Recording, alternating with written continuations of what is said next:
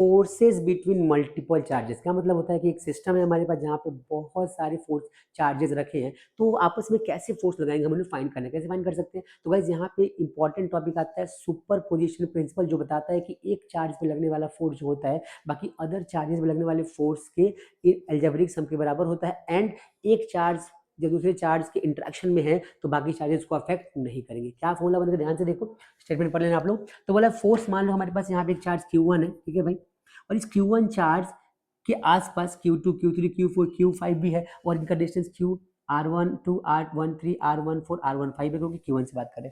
बच्चों अगर इस पॉइंट पे हमें फोर्स निकालना है तो क्या हो जाएगा, यहाँ पे फोर्स की वैल्यू क्या हो जाएगी, F1 मतलब force on the Q1 is equal to force on 1 due to 2, force on 1 due to 2, फिर force on 1 due to 3, force on 1 due to 4, force on 1 due to 5।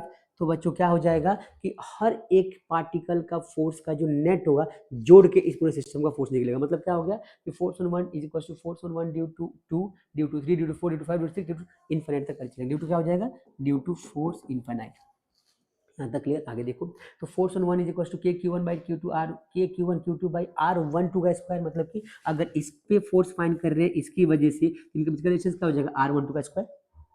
ऐसे ही इस पे निकालेंगे इसकी वजह से, तो क्या हो जाएगा, R13 का स्क्वायर, वही लिखा है मैंने, 13 का स्क्वायर, ऐसे सो ऑन। और लास्ट में क्या हो जाएगा, सब में से K कॉमन लिया, Q1 Q2 बाई R12 का square, Q2 Q3 by R13 का स्क्वायर, एंड Q1 Q, यहाँ पे n आ जाएगा, Q1 Qn अपॉन में R1n का square. And this is the final formula of superposition principle. आई बात समझ में?